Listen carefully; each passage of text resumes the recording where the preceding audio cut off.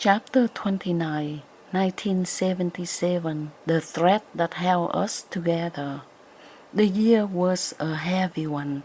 Our family had already gone through storms of separations, journeys across the sea, and nights of silence where only prayers dared to whisper in the dark. But in 1977, another chapter unfolded, one that scattered us even further, like a handful of seeds tossed into both harsh soil and foreign lands. Chị Thanh Vân, the one left behind. When the boat slipped away and the escape fell in Kinh Lang Thứ Bảy, our entire family seemed to disappear into the belly of the jungle camps and prisons. Only one sibling remained free in Saigon, our sister chị Thanh Vân.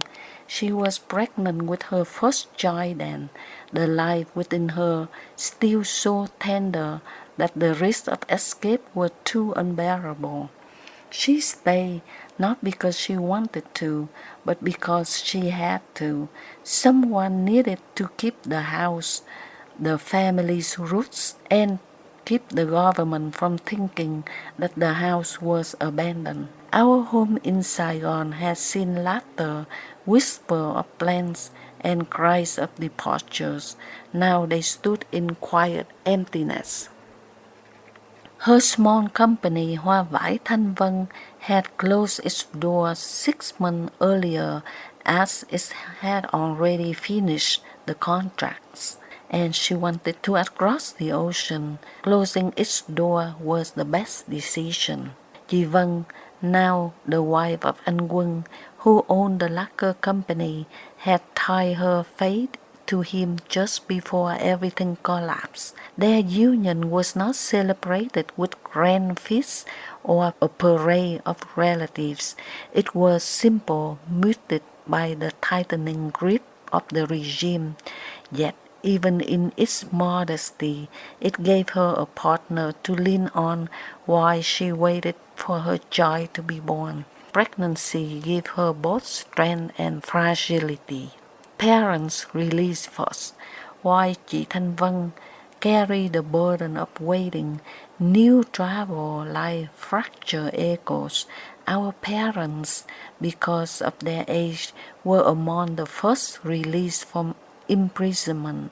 The communist authority, in its rigid way of calculating worth, decided the elderly were less of a threat, less capable of rebuilding what they fear. For my father and mother, stepping out of the camp gates was both relief and sorrow. Relief because the air outside was freer than the stench of the confinement. Sorrow because they had to walk out without their children beside them. The pain of parenthood is not in bearing the burden alone, but in watching your children carry heavier loads than you.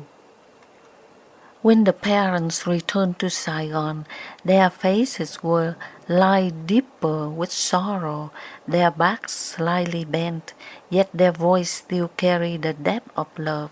They brought home silence from the camps, the kind of silence that only those who have tasted humiliation, hunger, and endurance can carry. My mother began tending a small garden behind the house, coaxing life out of stubborn soil. My father repaired broken bikes not because he believed in their usefulness, but because it gave his hands something to do, a rhythm to quiet up restlessness. Every evening they waited for news of us, of their children scattered between camps and across oceans, and they waited for letters that came late, smudged by saltwater air and months of travel, yet holding the lifeline of words. Kinh Lang Thứ Bảy, the siblings separated. Meanwhile, in Kinh Lang Thứ Bảy, the rest did not share the parents' privilege of release. They were divided into men's and women's prisons. Anh Tòng and anh Hưng were led into men's camp where heads were shaved, backs forced into labor, and every day was a battle with exhaustion. In the men's camp, identity was stripped away with hair, clothes, and survival meant enduring hunger, building sheds, digging soil, and swallowing words you could not speak. Meanwhile, the sisters were in women's camp. Their labor was different, planting vegetables, carrying water, tending fields under the blazing sun. But the separation from family cut deeper than a physical task. The sound of their own laughter, once shared freely, now became hollow in the barracks. Every sibling carried the same wound, longing for family, longing for freedom, longing for letters that might never come. Across the ocean, building life in the U.S., why Saigon endured its silence, life in America was both busy and urgent. In California, Ji Loan and I worked side by side at Time Electronics Company. The hum of machines, the ticking of clocks, and the endless small components were soldered into place became a rhythm of survival. We were students too, attending Foothill College, where textbooks smell of ink and possibility.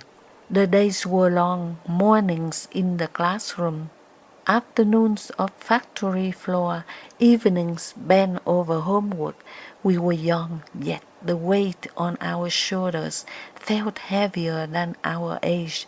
We were not just building a life for ourselves, we were holding a lifeline of the family left behind. Chị Thanh Tâm, who had joined us, worked tirelessly as a babysitter for the children of others and of her own. Together, the three of us pulled every paycheck, every dollar, every saved cent.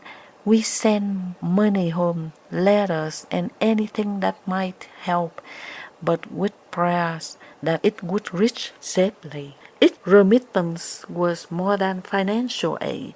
It was love carried across the Pacific. It said, "We remember you. We are still one family, though torn apart." Letters as lifelines. For me, the most sacred ritual was writing to my parents. Every day, without fail, I wrote sometimes long letters filled with details of my studies, sometimes short notes of encouragement. The act of writing became my prayer. I wrote about the streets of California, about the taste of American hamburger, and about the classrooms where students debated freely. I wrote about longing, about memories of home, about the faith that stitched us together even when we miles apart. I knew the letters traveled slowly, sometimes taking months to arrive, sometimes being intercepted, sometimes lost. But I wrote anyway. I believed that even if my words never reached them, the intention would somehow be carried by God's grace. When their letters arrived, my hands trembled as I opened them. The paper smelled faintly of Saigon, of incense smoke, of the humid air I still carry in my bones. Their handwriting, uneven from age and hardship, felt like the very touch of their hands. I read their words over and over again until the ink became etched in my memory. In those moments, the distance closed. I was once again a daughter sitting by her parents' side listening to their voices. Faith at the bridge. Through it all, our faith in God became the invisible bridge holding us together. When I close my eyes in prayer, I imagine my parents doing the same, in Saigon, my brothers and sisters in their separate camps, and my siblings beside me in California. Different places, different hours, but one prayer rising together. Our family became like a scattered beads of a rosary.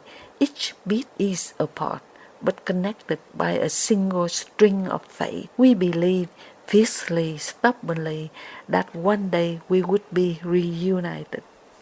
There were nights when doubt crept in, nights that I wonder if the ocean had become too wide, if time had become too cruel. But then I would remember my mother's hands, my father's voice, and the laughter of my siblings. I would remember God's promises whispered in the psalm, and I would write again, pray again, and work again.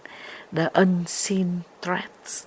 Looking back, I realized this chapter of our family story was not just about imprisonment or separation.